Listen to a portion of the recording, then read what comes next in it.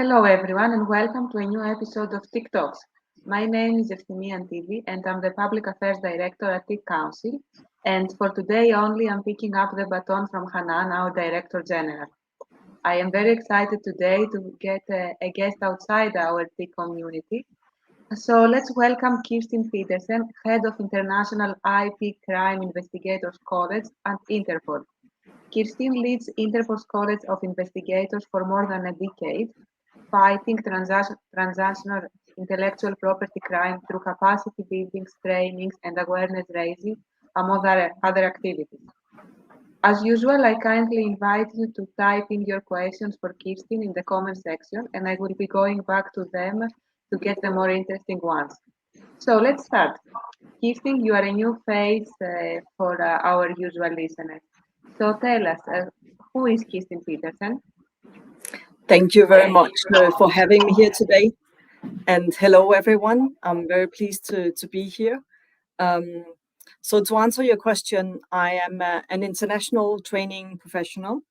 And as you have explained as well, my specialty is working with law enforcement around the world. And in particular, I've spent quite a good deal of my career in creating different kind of training products and capacity building to fight transnational organized intellectual property crime. And I'm very passionate about the subject, so I'm very pleased to be here with you today. Well, really thank you very much for joining us. So I understand that 1 month ago, our Director General Hanan Taidi met you in Oslo for the 16th International IP Crime Conference, annually hosted by Interpol, UL Standards and Engagement, and the local police. Can you tell us more about the origins and purpose of this conference, please? Yes, with great pleasure. So actually, the history is that back in 2007, when I first joined Interpol as an organization, we were a small group of people who put our heads together, and we wanted to create a dedicated conference for this subject for all stakeholders at an international level. So we had the very first conference in 2007 in Canada. And then we have been co-hosting this event together with our partners from UL Standards and Engagement, with a national police co-host, or sometimes two, every year since. So it's a unique event that brings together both public and private and academia to share experiences, discuss challenges, and also showcase new tools that we have come up with. So, for example, this year when we went to Oslo in Norway, we showcased a new initiative from Interpol using immersive learning technology to train law enforcement in intellectual property crime.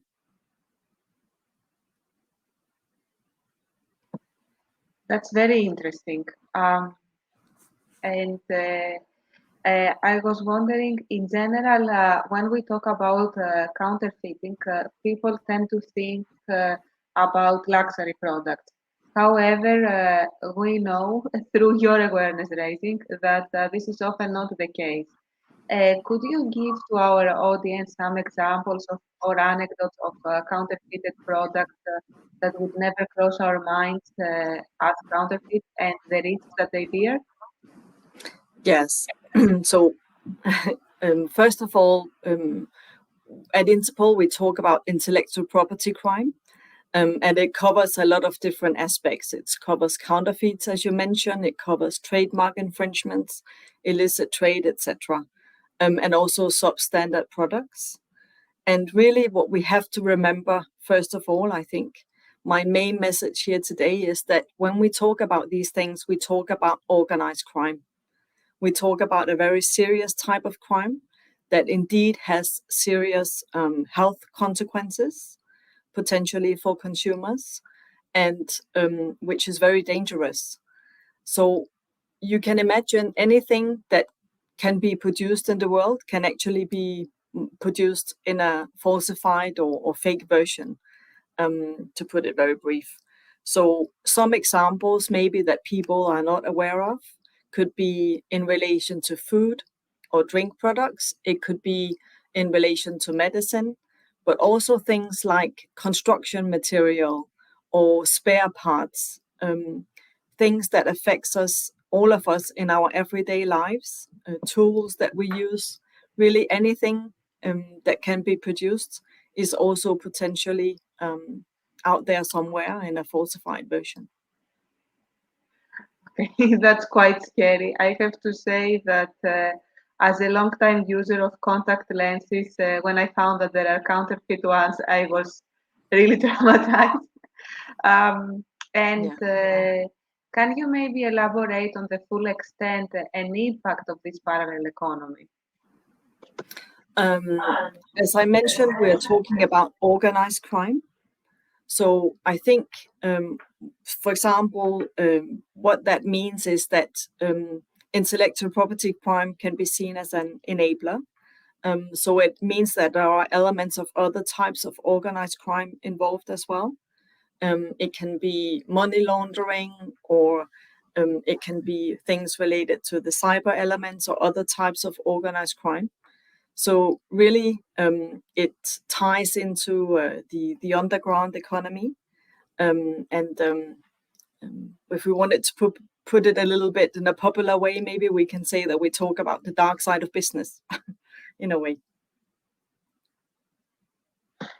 Yeah, I understand. However, now that the Black Friday and the holiday seasons are approaching, and we know that people will shop more, we also know that potentially they will be exposed to the risks of counterfeit and IP crime. Do you have specific figures and examples that would help consumers understand the dangers of fake products and maybe some suggestions on how to avoid them? Yeah, so first of all, I wanted to underline that so my mandate is to work with international law enforcement. But at Interpol's public website, there is a link with some pieces of advice on how to stay safe in different ways. So the people on the talk here can have a look there to learn something more, not only in relation to intellectual property crime, but also other things. One concrete example that comes to my mind is from the time of the COVID-19 pandemic, because I think we all know by now that in all parts of the world, we were faced with challenges in relation to, for example, fake face masks, fake vaccines, and things like this. So there's also some information on that side about that. Really, we have to be aware, I think, of this potential danger and challenge that we have at all times. We work with law enforcement, police, customs, etc., around the world in order to assist them in building skills that they need in order to fight this crime area. Thank you very much. And are there any other Interpol initiatives that could be useful to improve the information for consumers? You have already mentioned the website. Yeah. Are there further initiatives? As I mentioned, our mandate is to assist law enforcement. So I can draw your attention to the college that we've built, which is for law enforcement as well. But we do have a dedicated website. It's iip.cic.org. I will put it in the chat for you later. But with our dedicated IP Crime Investigators College, we have developed a series of different curriculums and modules and training products that we make available to law enforcement in order to better equip them and assist them in their efforts to fight this crime area. And when talking to them during these educational initiatives, what are the main challenges that you see that law enforcement authorities face when it comes to IP crime? Well, it's a complicated crime area that really extends into a lot of different things. It is a crime area that really needs all of us to also work together. And it entails a lot of different aspects. So, as I mentioned in the beginning of our talk, some of the examples that we can think of relates to very different areas, anything from falsified medical products to food to electronics, batteries, etc. And so it requires quite a specific knowledge, and therefore it is a requirement for law enforcement and a challenge that they also always need to be on the forefront on these things to be able to face the dangers. So that's something that we are here to help them with. Yeah, I hope that you can help them as much as possible. So you are the head of the International IP Crime Investigators College, um, which trains global law enforcement and stakeholder groups, as we said. How do these trainings work? What are the skills that are required to effectively fight IP crime? As a law enforcement officer, there are a multitude of different skills that you need to have. You need to be able to recognize the offenses when you see them and also do further investigation. So that is why we have, for example, dedicated curriculums for police at different levels, introductory, intermediate, and advanced, and also dedicated curriculums specifically for the role of customs officers or for the judiciary. And we also all have to understand the roles that we each play so that we can better support each other. And coming to my last question, as you know, today most of the audience is from the TIC sector. What would you tell them on how to play their role to fight IP crime? What is your call for action for them? Well, I think I have a call for action in general, for all of us. And I want to go back to the conference that you mentioned in the beginning of our talk, because really that is an opportunity for all of us. So for you here today from the TIC sector, for law enforcement, and for various other stakeholders to come together and to discuss the challenges that we face, to exchange best practices, and to really get to know each other's role a little bit better and to understand the challenge better in that way. So I think it's important to remember that yes, we have a difficult challenge ahead of us, but there are also things that we can do. Well, I can already assure you that from the side of the council, we will be there. It's always a very interesting conference to attend, and we are trying to help as much as we can as an association. And now I would like to remind to our audience that they can post questions on LinkedIn for us to discuss them. And I already have a very interesting one asking how do you view the influence of fake certifications in the market, especially the ones that are trying to legitimize rogue companies? Is there a big influence from these certificates? So again, it's not my area of expertise, but I think what you're asking about is certification of products, for example, electrical products, to testify that they have been tested and meet a certain standard. So I think it's one of the things that can be looked at a product, whether that mark is there, so that we can have a certainty that testing has been done and that it meets a certain standard. It's a very important step in order to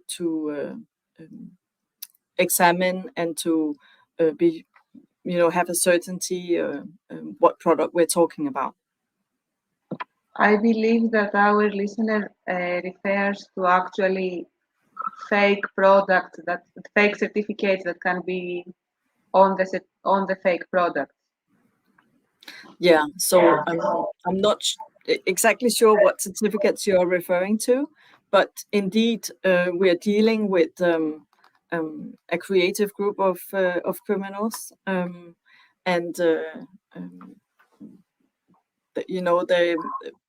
there's really no limit, I think, to what we can imagine that we will be able to see. So that's why we need to know what to look for. And I think that we all play a role in educating each other on what that is. Yes, I think that's important. This question actually comes from me. I would like to know more about the emerging learning techniques that you are using for law enforcement. Okay, yes, I'm also very excited about that myself. I think it is important to always try and look into new technologies that are available for training purposes. And nowadays, a lot of people are looking into immersive learning products. So the use of virtual reality techniques, etc., in order to, for example, create environments where we are able to replicate scenarios in a safe way. Thank you. Indeed, the opportunities today are tremendous. Yes. So we, with the International IP Crime Investigators College, we have a number of what we call self-paced e-learning products available for law enforcement. And Interpol has a lot of learning products available for law enforcement, also other types of blended learning products that we are also using for the IP Crime Investigators College. So it's important that we as learning professionals continue to educate ourselves as well, and that we do our very best to ask if to ask ourselves and to deliver the best product possible. Yes, and I guess that you are also often customizing your trainings in terms of language, for example, or you already said that there are different levels and so on. So it must be a very big task from Interpol. I see one more question from our audience asking about medicinal products and what do you think is the largest technological gap for anti-counterfeit program in the field of medicinal products? Okay, so let me comment on your first question first in relation to languages. At Interpol, we have 4 official languages: Arabic, English, French, and Spanish. And our learning material are available in all of those languages and a couple of other ones as well. So yes, that is important, to deliver learning products in different languages.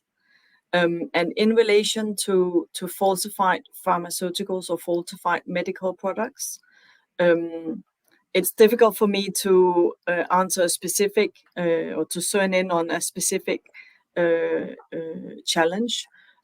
But personally, I think that it's frightening, and it is definitely something that acquires our attention, also Yes, from a learning perspective. certainly, certainly. Kirstine, is there something else that you would like to add for our audience today? Well, I want to say thank you for your presence here today. Also, I want to say that I hope that this talk has brought some new information to you, that it has made you more aware of the challenges we face in relation to intellectual property crime, and that you will stay safe out there. Thank you. It was very informative for me, and once again, I think on a very timely occasion, given that we are all starting to consider about our end of year shopping. Thank you very much, Kirstine, for your precious time, and thanks to everyone who listened to us and for all the questions. We will be announcing 2 more TikToks very soon, so make sure to check our LinkedIn page to stay updated. Thank you, everyone, very much. Thank you very much for having me. Have a nice day. Bye, Kirstine. Bye-bye.